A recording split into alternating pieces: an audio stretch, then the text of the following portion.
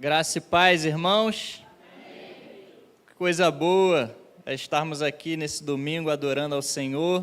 Eu fico muito grato pela oportunidade que o conselho dessa igreja está me dando de a cada dia vir aqui ministrar a palavra, cada ano, na verdade. Agradeço ao presbítero Josué, presbítero Hugo, presbítero Eduardo, pela oportunidade e que Deus possa falar poderosamente ao coração dos irmãos. Que o Senhor, Ele possa revelar por meio da sua palavra aquilo que está no coração dele, para o seu coração. Amém? Amém? E abra aí a sua Bíblia comigo, por favor, em João, capítulo 5. João, capítulo 5. Eu não poderia deixar também de elogiar, essa igreja, porque a cada vez que eu venho aqui ministrar a palavra, ela está mais bonita, Parabéns pelo ótimo trabalho que a igreja tem feito aqui, tem ficado cada vez mais bonito mesmo. João capítulo 5, é um texto, capítulo 5, versículo do 1 ao 9. Diz assim a palavra do Senhor: passadas essas coisas, havia uma festa dos judeus, e Jesus subiu para Jerusalém. Ora, existe ali, junto à porta das ovelhas, um tanque chamado em hebraico Betesda, o qual tem 5 pavilhões. Nestes jazia uma multidão de enfermos, cegos, coxos, paralíticos, esperando que se movesse a água, porquanto um anjo descia em certo tempo, agitando-a. E o primeiro que entrava no tanque, uma vez agitada a água, sarava de qualquer doença que tivesse. Estava ali um homem enfermo, havia 38 anos. Jesus, vendo-o deitado e sabendo que estava assim há muito tempo, perguntou-lhe: queres ser curado? Respondeu-lhe o enfermo: Senhor, não tenho ninguém que me ponha no tanque quando a água é agitada, pois enquanto eu vou, desce outro antes de mim. Então lhe disse Jesus: levanta-te, toma o teu leito e anda. Imediatamente o homem se viu curado e, tomando o leito, pôs-se a andar. E aquele dia era sábado.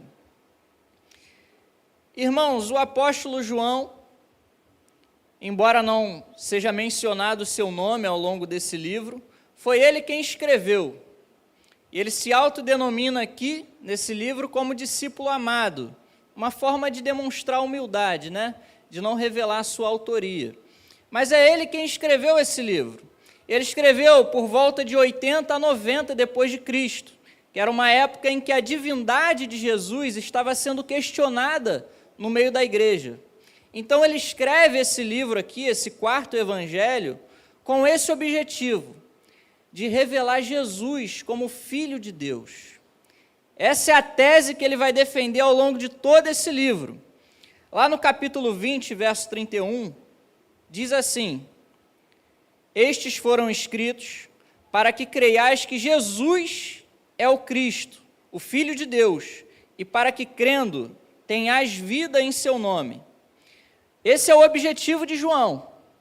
Então, cada discurso, cada milagre, cada diálogo que ele vai apresentar nesse livro é com esse objetivo, de dizer que Jesus, ele é o Filho de Deus, que Jesus é Deus, o Deus encarnado. E Jesus, ao longo desse livro, João vai mostrar que Jesus ele realiza 7 sinais e ele dá 7 declarações.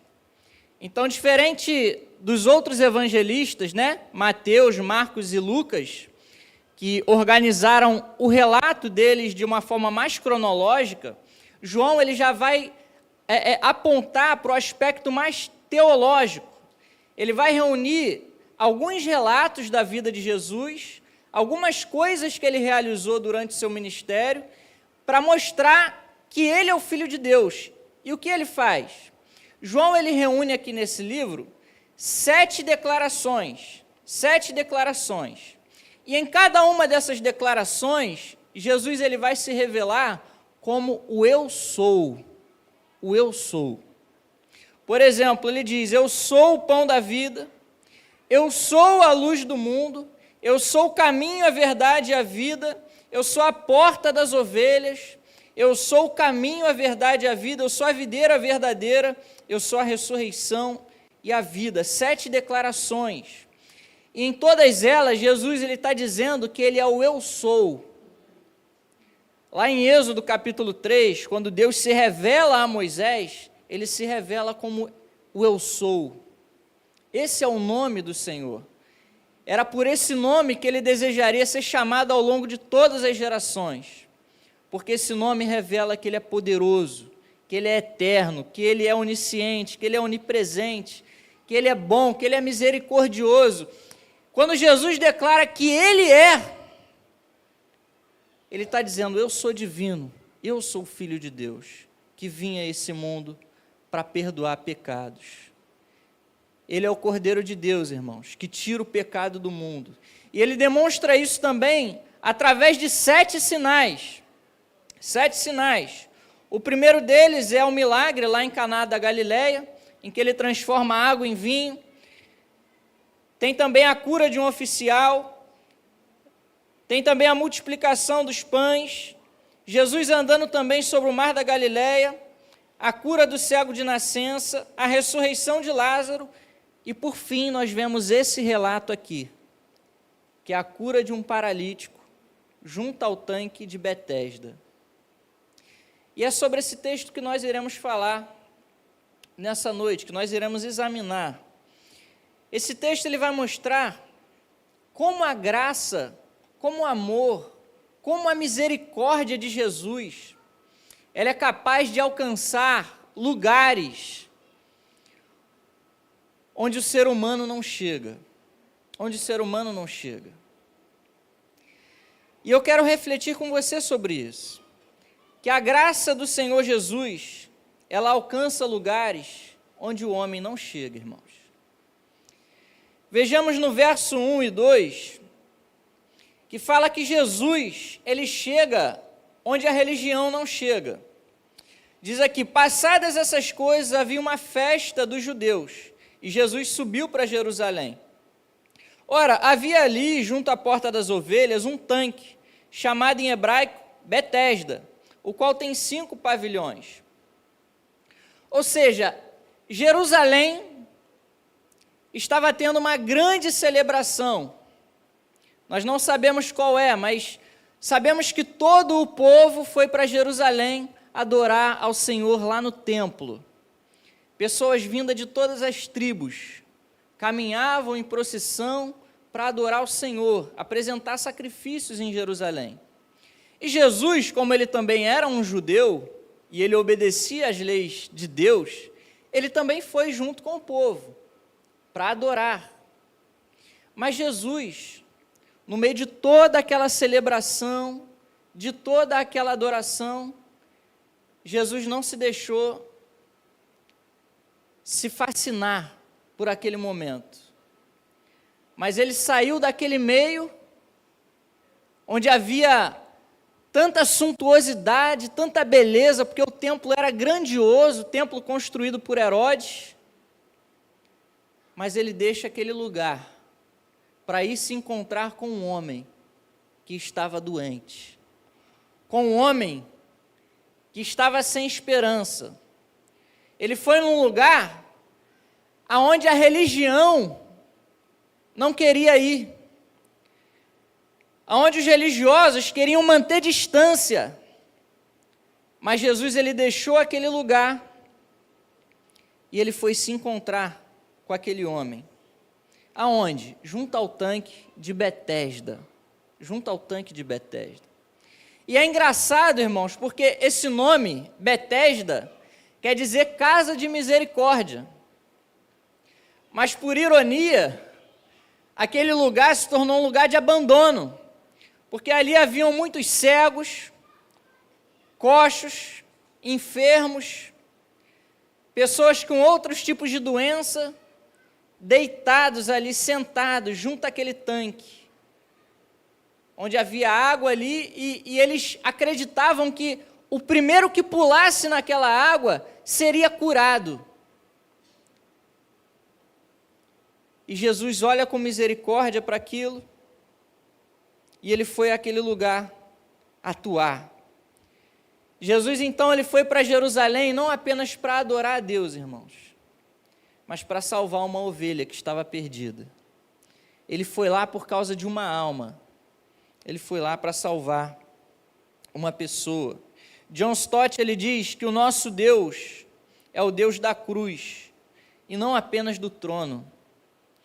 Deus, ele não apenas habita, irmãos, diferente do que muitas vezes a gente pensa, em lugares feitos por mãos humanas, em lugares belos, em lugares que a gente considera sagrado, mas Deus habita também com um contrito e quebrantado de coração. Deus também, ele vai à procura daquela pessoa que está lá na sarjeta, que está lá no fundo do poço, que ninguém dá nada, porque Jesus, ele prioriza aqueles que sofrem, irmãos. E Jesus, ele mostra isso na palavra de Deus. Veja, irmãos, que Jesus, é ele quem toma a iniciativa. Não foi o paralítico que foi até ele, mas ele foi até o paralítico para curar. Isso nos mostra o amor incondicional de Jesus.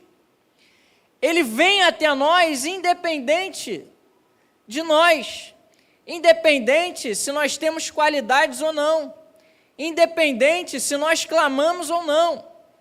Esse homem estava ali parado, caído, prostrado, e Jesus, ele foi lá, irmãos, salvar aquele homem, aonde a religião não chegava. E é engraçado porque o templo ficava bem do lado desse tanque,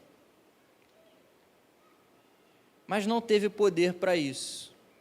Mas o Filho de Deus, o Eu Sou, o Todo-Poderoso, ele tinha poder para isso. E ele foi lá salvar aquele homem. Irmãos, eu me identifico com esse paralítico, porque um dia eu também estava paralítico na minha alma. Eu estava perdido. Há cerca de 8 anos atrás, eu ainda não conhecia o Senhor Jesus. E eu me lembro que um dia, ele me visitou, e ele não usou ninguém. Ele me visitou lá no meu quarto, quando eu estava já prestes a dormir, e eu mexendo no celular, coloquei um vídeo de pregação, sem querer. E ali, Deus, ele começou a ministrar o meu coração, e o Espírito Santo me tocou de tal forma, que eu comecei a chorar, e a chorar, e a chorar, e a chorar, e a chorar, como nunca antes. Eu era um jovem que gostava de baile, que ficava nas esquinas, que não tinha interesse e nem expectativa por nada, queria viver, mas estava morto, mas estava paralítico. E assim como Jesus, ele salvou esse homem, Jesus, ele também me salvou naquele dia. E eu nunca mais fui o mesmo, irmãos. Jesus, ele está disposto a nos salvar, a nos libertar do pecado, a nos libertar das amarras que nos prende já há muitos anos. Mas basta a gente reconhecer a nossa necessidade também. Então, irmão, Jesus, ele prioriza as pessoas que sofrem, e Jesus, ele também toma a iniciativa de salvar esse homem. Jesus é o nosso Senhor que salva, que vem, que nos restaura. Veja também, irmãos, que Jesus, além de chegar onde a religião não chega, ele também valoriza o que ninguém valoriza. Veja comigo o versículo 6, o que diz? Jesus, vendo-o deitado e sabendo que estava assim há muito tempo, perguntou-lhe: queres ser curado? Perceba que Jesus, ao chegar naquele tanque, olhar para aquele homem, diz aqui, João, ele relata que Jesus sabia, vendo-o deitado e sabendo que estava assim há muito tempo. Jesus sabia daquela condição. Jesus sabia daquela vida. E a ideia aqui não é que Jesus ele olhou e viu aquele homem todo maltrapilho, sujo, deitado ali em cima daquela maca e pensou: poxa, eu acho que ele está aí há muito tempo. Não. A palavra aqui no grego dá a ideia de que Jesus ele tinha um conhecimento sobrenatural da vida daquele homem. Ele sabia que aquele homem estava ali deitado já há 38 anos, já há muito tempo. Jesus sabia. Irmãos, assim como Jesus sabia dessa situação, Ele também sabe da nossa situação. Embora a gente não conte para ninguém, embora a gente ainda não tenha aberto o nosso coração para compartilhar as coisas que a gente está passando com alguém, Jesus, Ele sabe. Jesus, Ele conhece. O mundo aí fora diz que coração do homem é terra que ninguém passeia, né? Mas Jesus, Ele passeia em nossos corações. Jesus, Ele conhece o que se passa. Ele sabe dos nossos traumas, Ele sabe do que a gente tem medo, Ele sabe do que é tentação para nós, Ele sabe dos problemas que a gente tem enfrentado, embora a gente não conte isso para ninguém. Jesus, Ele sabe, irmãos, Ele sabe. E às vezes, Jesus, Ele sabe até dos nossos pecados, até das nossas fraquezas, até de coisas que fizemos que ninguém sabe. Jesus, Ele sabe. A W. Pink, ele diz que Jesus conhece tudo sobre nós e mesmo assim Ele nos ama. Essa é a essência da graça, ele diz. Jesus, Ele conhece quem nós somos, irmãos, e Ele vem até nós para nos dar salvação. E veja só o que Ele pergunta para esse paralítico, verso 6, perguntou-lhe: queres ser curado? Você quer ser curado? Você quer ser purificado? Você quer levantar dessa maca? Você quer mudar de vida? Jesus então entra aqui num diálogo com aquele homem. E pensa você, as pessoas que eram sãs dificilmente entravam em contato com essas pessoas, porque não queria manchar o seu status diante da sociedade, não queria dar esmolas, né? Porque sempre quando a gente se aproxima de alguém que está precisando, geralmente pede alguma coisa. Então as pessoas se afastavam daquele homem, mas Jesus, Ele toma um caminho contrário, Ele se aproxima dele e pergunta: você quer ser curado? Você quer mudar de vida? Quando Jesus ele faz essa pergunta, Ele revela algo surpreendente, irmãos, porque às vezes, embora pareça uma pergunta até meio, desculpa a expressão, meio idiota a pergunta, você perguntar para um paralítico se ele quer ser curado, a lógica é: poxa, é claro que ele quer ser curado, ele está ali junto ao tanque. Mas por outro lado, irmãos, existem pessoas que estão há tanto tempo presas em uma condição que elas já perderam a esperança de mudança, que elas já se acostumaram, elas já se acomodaram com aquilo, e elas não querem mudar, e elas não querem que a página vire em sua vida. Talvez porque vai dar trabalho, ter que mudar o estilo de vida, vai dar trabalho ter que recomeçar tudo de novo. Mas Jesus, ele quer dar àquele homem uma chance de recomeço. Mas Jesus, ele não é invasivo, irmãos. Jesus, ele é educado, ele é respeitoso, ele pergunta: você quer ser curado? Você quer mudar de vida? Como diz lá em Apocalipse: eis que estou à porta e bato. Aquele que abrir, eu entrarei e cearei com ele. É promessa do Senhor. Você quer ser curado? Se Jesus, ele está perguntando isso, é porque ele de fato quer curar. Ele de fato quer dar vida. R.C. Sproul, um teólogo, ele disse: somos capazes de fazer uma rotina da ruína. A gente é capaz de, às vezes, se acomodar numa condição, se acomodar com uma vida distante de Deus, se acomodar com uma doença, se acomodar com um casamento meio quebrado. A gente tem essa inclinação, mas ele pergunta: você quer mudar? Você quer ser curado? Mas para isso é necessário confessar: Senhor, eu quero ser curado, eu quero mudar de vida, eu quero ter a minha vida transformada por Ti. Perceba, irmãos, que o problema desse homem não era apenas um problema físico, mas era um problema também de natureza emocional.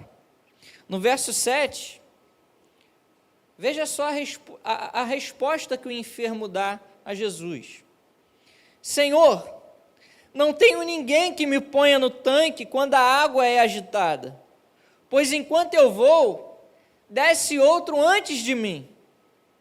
Então perceba que esse homem não estava apenas doente, ele estava também sozinho. Ele se sentia abandonado, ele se sentia solitário. Ele era um homem que não tinha amigos para pegar ele no colo e jogar ele dentro do tanque. Ele não tinha a família dele para ajudá-lo. Talvez muitas vezes ele tentou ali pular no tanque sozinho, se arrastando, talvez quase se afogando, porque ele não tinha ninguém. Então esse homem acarretava consigo não apenas um problema físico, mas também emocional. Um problema de solidão, um problema, quem sabe, até de depressão. Irmãos, é impossível alguém ficar tantos anos numa condição assim, 38 anos, e não desenvolver problemas crônicos também, emocionais, psíquicos. E aquele homem se encontrava desse jeito. Imagina, meu irmão, se você segura uma caneta assim, por 1 hora, você conseguiria segurar por 1 hora? Você conseguiria, tenho certeza. Mas experimenta segurar uma caneta por 48 horas. Seu braço vai começar a doer, você não vai suportar, e você vai abaixar o seu braço. É quase uma prova de resistência. Você segurar um problema nas costas por tanto tempo, ninguém suporta. Ninguém sai ileso disso. E esse homem estava assim. Além de um problema físico, um problema emocional. E não para por aí. Também um problema espiritual. Porque ele diz aí: não tenho ninguém que me ponha no tanque quando a água é agitada. Enquanto eu vou, desce outro antes de mim. Ele não responde para Jesus nem sim e nem não para a pergunta que Jesus fez. Mas ele diz: poxa, não tem ninguém para me colocar aqui dentro do tanque, dessa água. Ou seja, ele dependia mais do tanque do que de Jesus. Perceba que esse homem, ele estava sendo enganado por uma superstição. Porque, veja que o versículo 4 ele está entre colchetes. Dá uma olhadinha aí na sua Bíblia. O verso 4, ele está em colchetes. Quando um texto ele está em colchetes na Bíblia, quer dizer que nos manuscritos mais antigos, esse versículo não se encontrava lá. Ele foi acrescentado posteriormente, e os estudiosos dizem que esse verso 4 ele foi acrescentado lá para o século 3, depois de Cristo, por algum escriba, talvez com a intenção de explicar o porquê que aquelas pessoas ficavam ali. Ou seja, naquele lugar ali, meu irmão, não descia nenhum anjo. As pessoas estavam vivendo ali um engano religioso, uma superstição. Talvez porque em algum dado momento alguma pessoa foi curada ali e criou-se essa superstição de que um anjo desce ali em dados momentos. Só que nada disso acontecia. Esse homem estava preso naquele engano religioso, dependendo de anjo para movimentar aquela água. Isso mostra o coração humano, né? Muitas vezes, quando a pessoa está passando por vários sofrimentos, ela busca qualquer meio que for necessário para resolver. Você vê até em igrejas históricas, irmãos, até em igrejas históricas, membros já mais velhos, às vezes, dia de semana vai até em igreja pentecostal, neopentecostal, buscar revelação, buscar cura.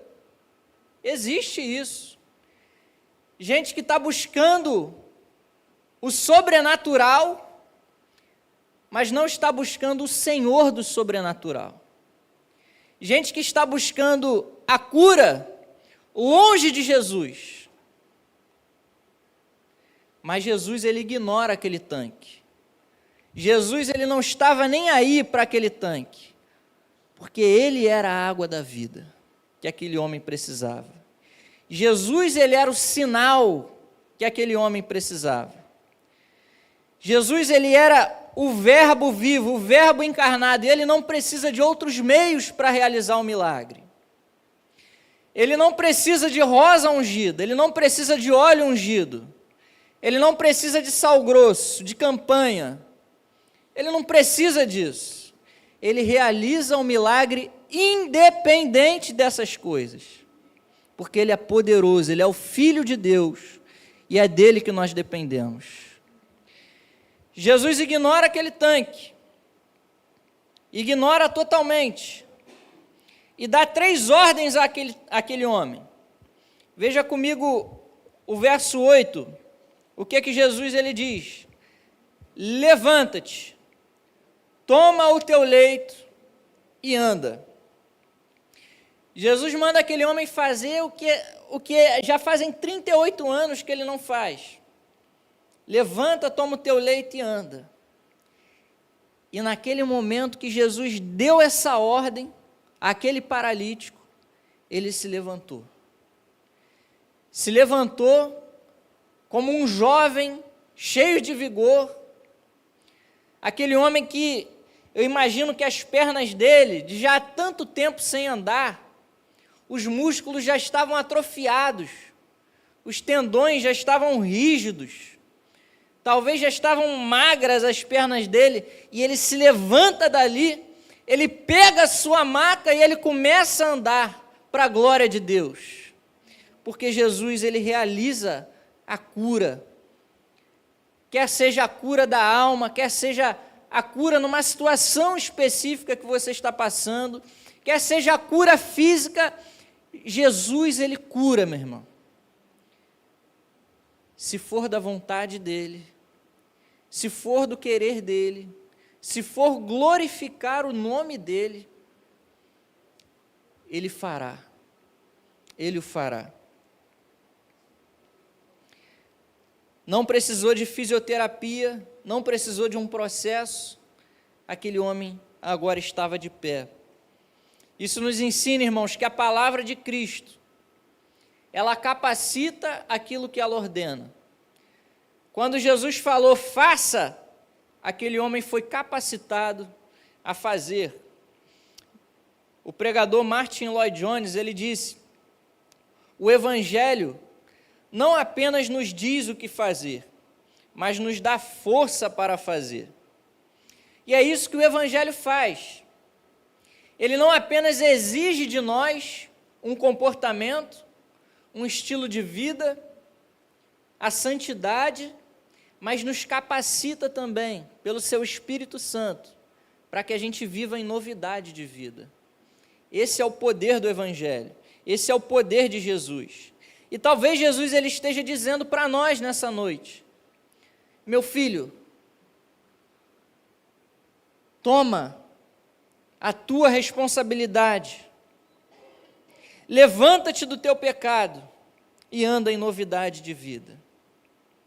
Talvez a gente possa até dizer: Senhor, mas eu não consigo. Mas a mesma palavra de Jesus que ordena é a palavra que também nos capacita a viver desse jeito, a viver uma vida diferente. E é o que Jesus faz aqui.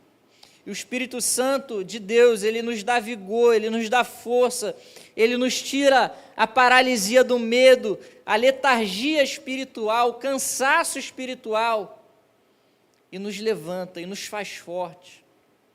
Diz a palavra do Senhor que ele multiplica as forças do que não tem nenhum vigor. Esse é o poder de Jesus. E naquele momento que aquele homem se levanta, o leito que outrora carregava ele, ele passa a carregar. Aquilo que antes dominava aquele homem, ele agora passa a dominar. Aquele leito que era a expressão da sua derrota, da sua vergonha, do seu fracasso, Jesus torna aquilo o troféu da sua vitória. Torna aquilo o seu testemunho diante do povo. Torna aquilo um sinal de que ele é amado por Deus. É o que acontece com aqueles que são alcançados por Jesus. Ele muda a nossa história. Ele muda a narrativa da nossa vida. E Jesus, ele nos transforma, irmãos. E é o que Jesus fez aqui na vida desse homem. E é o que ele também deseja fazer em nossas vidas. Jesus, ele está aqui, irmãos, nesse lugar. Ele se faz presente no meio da sua igreja. E assim como ele perguntou a esse homem, ele também pergunta a nós: você quer ser curado? Você quer ser curado? Você quer mudar o seu estilo de vida?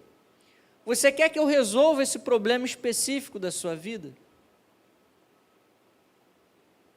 Que a gente possa romper, irmãos, com o comodismo, com aquilo que nos prende, com aquilo que tira a nossa esperança, e a gente possa se lançar nos braços de Jesus e dizer: Senhor, eu quero ser curado, meu Pai, e eu confio tão somente em Ti. Eu quero crer que é o Senhor que pode mudar essa circunstância da minha vida. Eu quero crer que só o Senhor pode fazer isso. Que a gente possa declarar isso ao Senhor nessa noite, em nome de Jesus. Amém? Vamos orar ao Senhor. Peço que você que feche seus olhos, fazer uma breve oração ao Senhor, elevando os nossos corações a Ele. Meu Pai querido, muito obrigado por mais uma vez ter nos revelado a Tua palavra que é cura, Tua palavra que é restauração, Tua palavra que propõe a nós um novo estilo de vida, Senhor. E nesse texto nós vimos, Pai, como o Teu grande amor alcança lugares onde muitas vezes a religião e as pessoas não alcançam, Pai. E nós vemos como a graça do Senhor Jesus, do Teu Filho, ela também tem o poder de nos alcançar, Senhor. Foi Ele quem morreu na cruz por nós. Foi Ele quem deu a Sua própria vida para que nós fôssemos perdoados dos nossos pecados. Que o Senhor venha com salvação e restauração também sobre a vida de cada um de nós que estamos aqui, Pai. Tu conhece o que cada um dos teus filhos tem passado, talvez na vida financeira, talvez na vida familiar, talvez no casamento, talvez, Senhor, até na sua saúde. Senhor, Tu conheces cada um dos corações, Pai. É o Senhor que passeia em cada um dos nossos corações. E eu oro para que o Senhor, Pai, atenda a cada oração que está sendo feita aqui nesse lugar, a cada coração que se rende aos Teus pés, a cada pessoa que reconhece, Pai, que necessita de Ti para viver uma vida diferente, uma vida nova. Que o Senhor possa visitar com a Tua graça, Pai, e que saiamos daqui transformados para uma nova vida, para a glória do Senhor. É o que te pedimos e te agradecemos em nome de Jesus. Amém. Amém.